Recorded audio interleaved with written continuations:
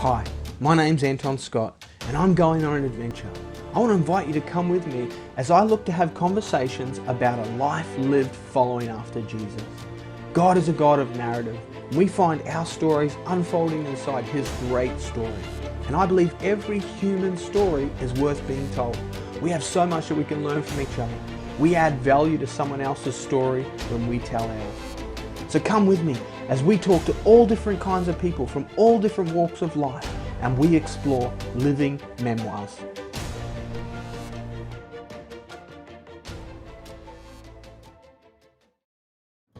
Welcome back to another episode of Living Memoirs, and today I have my friend Ryan Sherring on with me, and he's just an amazing guy who has given his life to serve Jesus on mission with his family. You're going to hear some really encouraging things as we dig into his story today on Living Memoirs.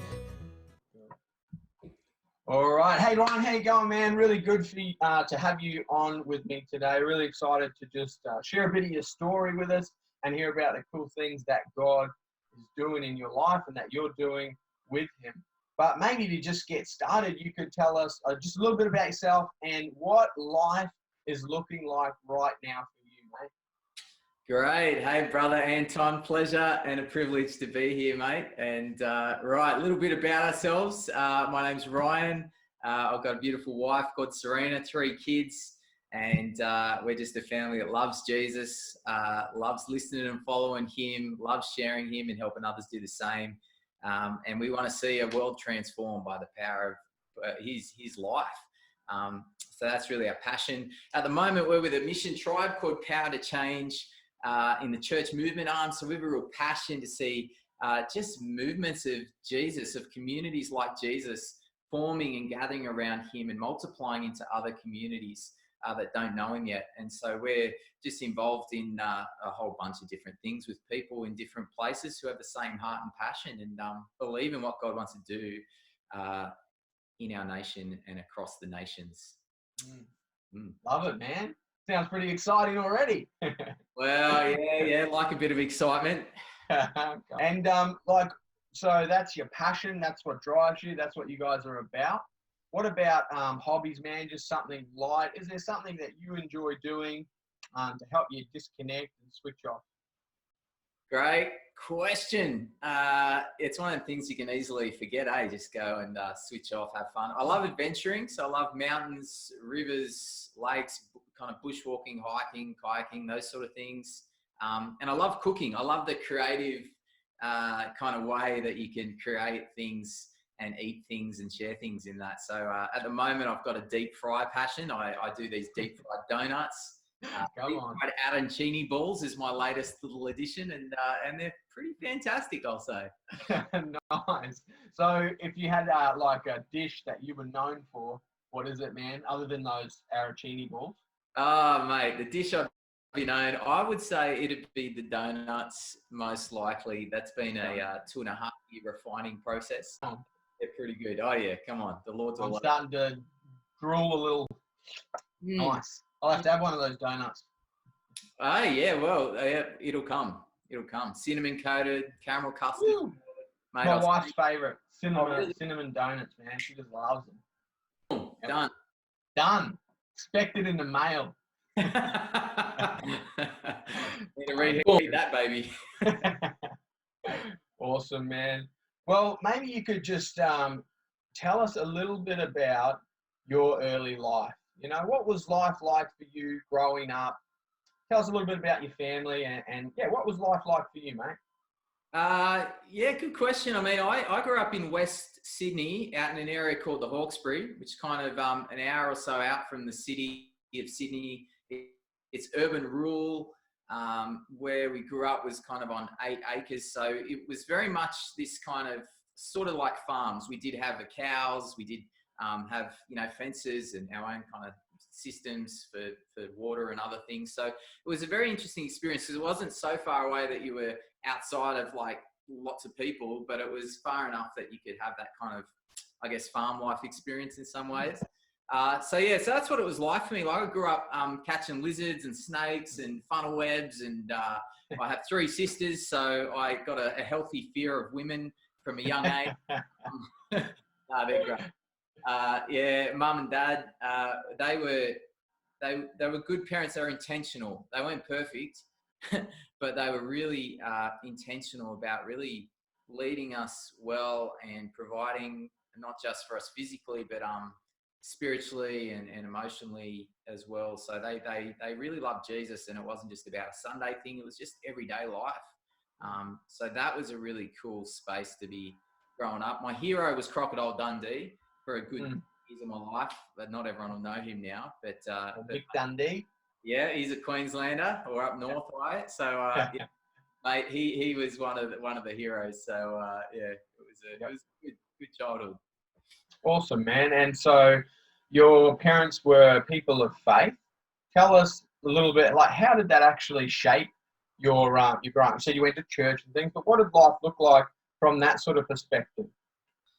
Yeah, look, it's interesting for me. Like, I've reflected back. I used to think my story was all about me. I don't know why. We all want to have that edge, you know. But I realised at some point, kind of early 20s, I suppose, that my story actually started. Like, God's heart is for the generations. When He looks at us, He doesn't see us. He sees our families, and He sees our generations and the families around us. It's His heart. And I realised, far out, my story started because my parents actually chose Jesus. My mum knew Him at a young age, and my dad was an atheist. So very interesting story. But he, at 20 years old, was off to just kind of go party for a couple of weeks overseas, and he just has this wild experience. He walks into a hotel room, drops to his knees because he just feels this presence. He didn't know at that point it was God, that God's spirit was right there at work. He always around us. On his knees, he goes and says, God, here I am praying to a God I don't even believe exists, but if you're real, I want you in my life. Now he comes back and everything starts to change. Habits and things that he was into that he couldn't shake, and ways he was treating people, particularly his family, that he didn't want to, but just couldn't seem to help. These things were changing. And he doesn't say anything. And then his mum, who's met Jesus and been praying for him for a couple of years now, says, you know, you've changed, Rob. And then he says, yeah, well, this is what happened. And he met Jesus. And so because of that, I realized, man, their choice to then lead our family in a way where Jesus was real. Like, I'd get up in the morning and go downstairs and they're reading their Bible every day of the week, and they're talking about it, and we have something go wrong and they pray about it. And, you know, and then we go to church, but it's not just the thing we do. It's like, they got people coming over at different times, you know, to learn more about who God is, or to journey together. And I just, that atmosphere was, I realize now, like, that's the gift, you know what I mean? Like, because I didn't have to go through a whole bunch more garbage and stuff in my life that would have been there if they hadn't made that choice. So their choice affected mine. And you know, we all have a personal response to God we got to make. And I've got my own stories there, but I tell you, I'm just so grateful. And I know, as a dad, and yourself as a dad, and any other dads and mums out there, our choices to really live 100% with Jesus and for Jesus at home is where it starts. And the heart of God for generations is there, you know. So yeah, that's been huge, and it continues to be as I'm a dad, you know, with 3 kids. Yeah, I love that, man, that you mentioned, like, they lived an intentional life. And, you know, what they did really sort of, you know, was modeled something for you, you know, modeled a way of life that was actually living, you know, in relationship with God, right? Yeah. Not just going to church on a Sunday, which has obviously shaped you and the man that you've become. And as you said before, you got your own story, though, as to how that developed. And I just want to ask about that. You know, what was there a moment for you where you drew a line in the sand and you said, you know what, this is for me, and I'm going to give my life to Jesus? And what did that look like? Yeah, well, it's a funny one. One of the things I just love about Jesus and his way is he's going to do it whenever he does it, and it's generally not always the most opportune time for you. So I remember very, very clearly, I was just about to start year 7. I was in the last term of year 6, and I was just walking to the school toilets. The lunch bell had gone, and so off I was going. And literally walking along, and then suddenly I have this voice resonate inside of me. Like, it wasn't like I heard it, but when God speaks, it resonates in your bones. You know the voice of your creator. And it was like a simple question. He said, Ryan, will you follow me?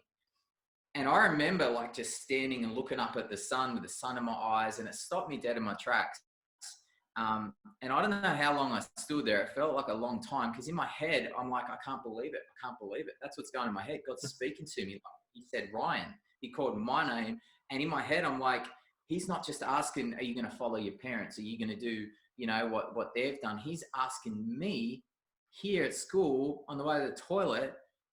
And it was just so mind blowing. But I just knew in that moment, it was a choice. And I knew that it was like, do I deny everything I've seen, experienced in the message of Jesus, you know, life and death for us, and that he's alive again so we can have life? Like, and what do I deny that? And I just couldn't. I couldn't deny it. And I'm like, yes, I will. And it was just like from that moment, you know, it just was, I don't know. So it started the journey for me that I remember. And there's been a lot of kind of moments again since that where it's gone deeper or been challenged and shaken to something that's, you know, growing more with him, you know. That's awesome, man. And, you know, in the lead up to that sort of moment that you had with God, would you say, you know, obviously your parents are instrumental, but would you say that there was a person who actually helped, you know, bridge that experience for you and God? Was there somebody significant in actually helping you come to that place where God could speak to you like that? Yeah, great. I'd say there's probably two. One's a group of people and one's one person. So there was a guy called Mark Chapp who was our youth pastor, and he was just passionate about Jesus, loved Jesus, really was all about following him seriously, not just half-heartedly. And so that was really formational on my journey to really kind of see what it looked like to really go after Jesus and be inspired by that. And then probably the other one was my dad would gather some of these other men who loved Jesus, and they would go up to a mountain often, and they would just get a big fire going, and they'd talk about life and God and faith and challenges, and they'd have a pray, and it was wild, and they were a bit wild themselves. But that for me was like an example of, wow, these guys, like, I want to become a man like that, you know, and be a bit wild and have, you know, this sort of stuff. But this Jesus is at the center of all of it. So those two things were huge for shaping kind of the authenticity, I guess, and God not just being one part of life, but in everything. So yeah, that was really significant. That's awesome, man. Amazing. Such a legacy that those people have left, hey? Yeah, half of them wouldn't know. Yeah, it's true. Yeah. Amazing. Mate, what about a miraculous moment? Something that either God has done in you, around you, or that you've been a part of? What would you say is like a real standout miraculous moment? Oh, mate, these are the hard ones, right? Because you're just like, oh, how do you capture, like, there's so many cool stories when you're with God, right? So many, like, around you, in you, with you. I'll give you a couple of my favorites. Can I tell you a couple? Yeah, of course. I'll try and keep it to the little moments. Probably one of my favorites ever moments with him was I was kind of early 20s, and I was or mid 20s, and I was out bush. I would go out for a week at the start every year just to go, okay, God, you know, what are we doing this year? What's our priorities? What's the focus? You know, it's all in you. So I'd go down. Anyway, I forgot lunch this time, and it's right down the bottom of this river, and there's no one around, and I'm really hungry, and I thought I'd be all holy and have a bit of a fast, you know, stop eating so I can focus on God a bit more. And anyway, I'm like, man, I'm hungry, and I'm sitting in this cave in the middle of this river. These rapids are on both sides, and I get in my head, oh, you know, like Elijah, he was sitting by the river, and God brought him bread. He sent an angel and brought him like this meal. I'm like, Lord, that'd be awesome. I'm like, could you do that for me? Yeah, Father, would you just? And so I'm like, all right. I feel like I got my faith up here. I stick my head over the edge of this rock, expecting, come on, I'm going to see this loaf of bread. It's going to be, and there's nothing. And I'm like, that's all right, Lord. I know you love me. That's cool. Yeah. Anyway, I walk out of the cave, and I start walking back up the river. And off to the left, I see this glint. And I see this glinting thing in the water, and I'm like, oh, what's that? And I go over, and it's a full packet of Thai sweet chili Doritos, my favorite flavor. And as soon as I see it, I hear the Lord say, "There's your lunch." And I tell you, that was the sweetest packet of chips and lunch that I've eaten. That's awesome, man. I was laughing my head off because I'm like, you know, and the scripture he'd given me that day, and this is a beautiful thing, Psalm 73:26, I think it is, or 23:23. I think he said, "The Lord directs the steps of the godly. He delights in every detail of their lives. Though they stumble, they won't fall because he holds them by the hand." So he was really telling me this, and particularly every detail. He was just like, every detail, every detail. And so when the chip packet, he's like, not only is it chips, it's your favorite packet of chips in the middle of nowhere, in the middle of a rapid. Like, come on. It was just... so that's definitely, I mean, I know it's little, but just those, there's some great big moments, but it's those little intimate moments that just astound me. In some ways, to be honest, I think I get more astounded by that than I do about some of the really crazy big stuff that God does. I really do, because it just shows like how and why would he be so just full of such love and passion and delight and like, and over silly things sometimes that you think it's not really even that big a deal, you know, like I say all the time. He's amazing. He's just amazing, eh? Yeah, he cares about the details. I love that. Those things like that, man, where he cares about the details, the things that we might think, hey, the God of the universe, he'll just brush over that. But man, he cares about every small detail. So, yeah, that's just amazing. One big one I'll share with you. Yeah. If you got to watch out when you get a few preachers on your interview thing, mate. We'll do that time. This is probably a real life shaper. We were out at the beach. I think I was 12. My sister was 13, and my younger sister next under was probably 10 or 11. And so we were out at the beach jumping waves as you do. Anyway, we jumped up. The sandbar underneath us got sucked out, and the three of us who were in the shallows got sucked out into the rip. Really. Anyway, so me and my older sister start swimming back across the current, and that was, you know, really hard. But my younger sister couldn't swim as good, and so she was getting dragged right out. And I remember looking, thinking, she's not going to make it. Like, that's it, you know. And all I could do was swim or die. I felt like that at that age. And so me and my sister swimming back. My dad like jumps in. He's not a strong swimmer. He hates kind of really cold water, but he jumps in, of course, to save his daughter. He goes right out the back of these waves. Meanwhile, me and my sister, you know, get in, and I had a cool God experience in that, where I feel God saved, you know, my life in that situation. But what was cool was my dad's out there with my sister, right? And he's holding her up in this rip, just treading water. She's freaking out and crying, and he cries out to God. And he says, "God," he says, "I can't stand. I can't bring her back. You've got to save us." Prays this prayer. Straight away, he feels sand under his feet. Wow. All the way out there, and then he brings her in safe and sound. And as a family, we were just like, that's so thankful, you know. Wow. So that was a pretty powerful life shaper for us as a family experiencing God. Wow, that's amazing, man. Such a cool story.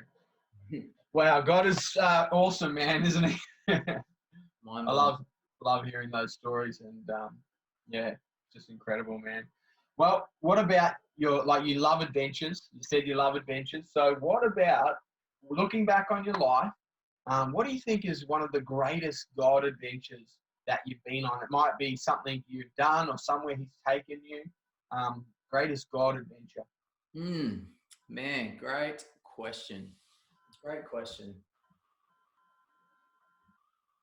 Look, I think there's so many thoughts in my head as to where I could go with that. But I would honestly say, I think it's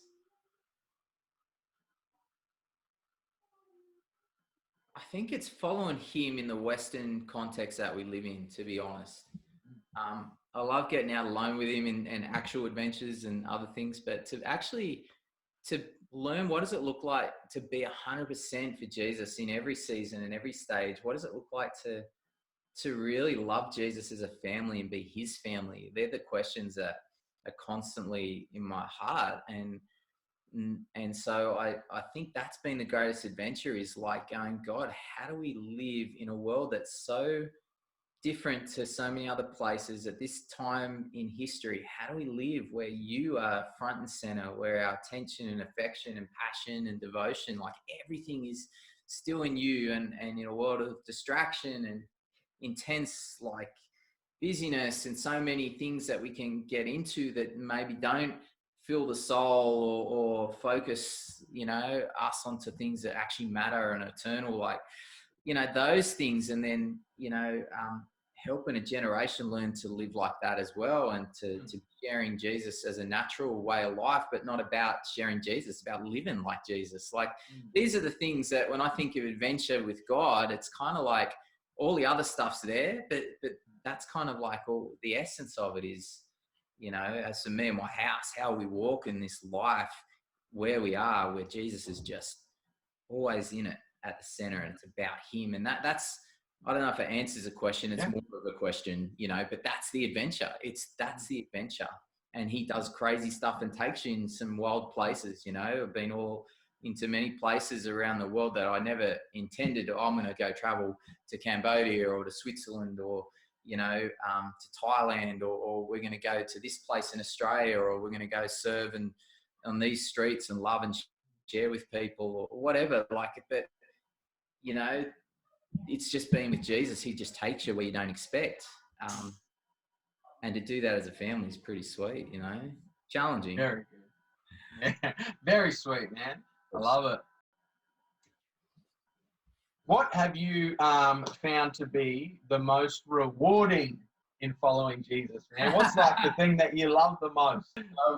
Most rewarding? Oh, dude, far out. I just think he's just so, his constant presence. I just love getting to know, he with his disciples.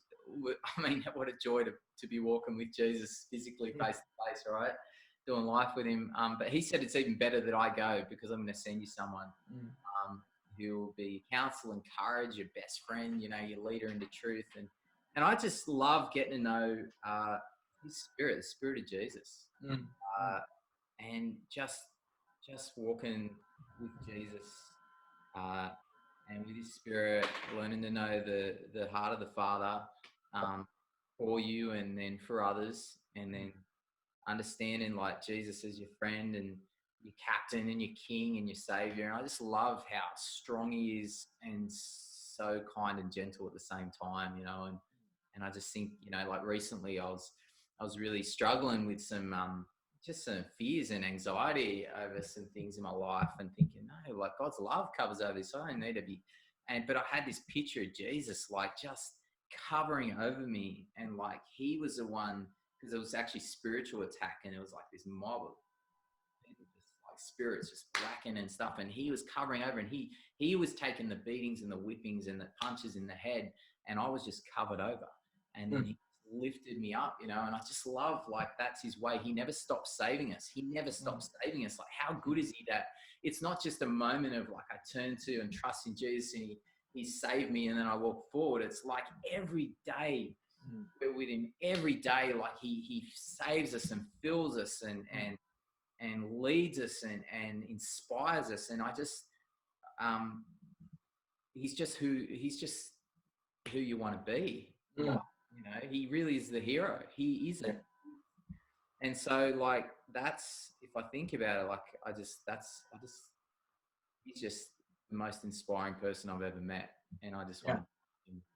That's so good, man. Thanks for listening to Living Memoirs. This is part 1 with my friend Ryan Sherring. Ryan has been sharing some incredible moments that he's had in his life, and we're going to pick it back up in just a moment in part 2. So make sure you tune back in for part 2 in just a minute.